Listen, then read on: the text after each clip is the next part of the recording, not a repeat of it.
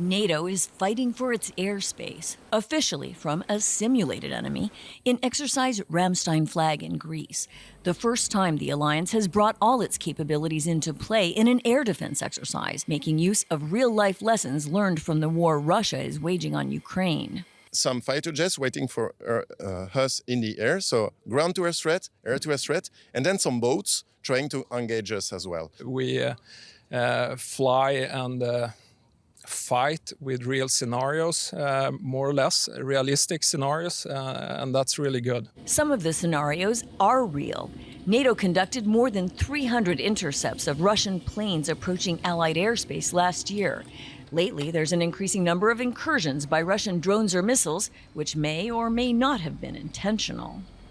It is a worrying development, unacceptable.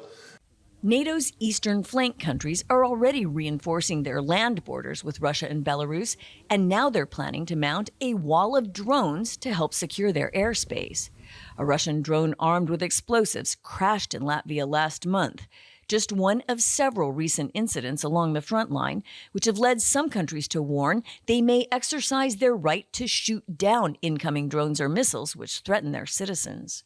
There is no clear policy at this point at NATO level, and that's why you get those calls by Polish representatives, by Romanian representatives, now by the Baltic representatives, first of all, to get a clear NATO stance. Some other allies would consider shooting down aerial intruders a step too far, leaving the new Secretary General Mark Rutte with the difficult task of trying to coordinate divergent positions. It is up to each member state to work on this, but clearly there's also a role for NATO to make sure that we are informed, that we are updated.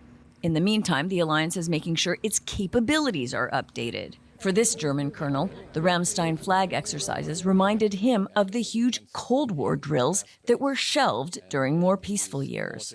Unfortunately, things have changed, and we need these exercises like this to ensure that we are trained, to ensure that we can provide deterrence and lastly defense of NATO territory. He says he hopes to see a return to peace in NATO's neighborhood, but that's not on anyone's horizon right now.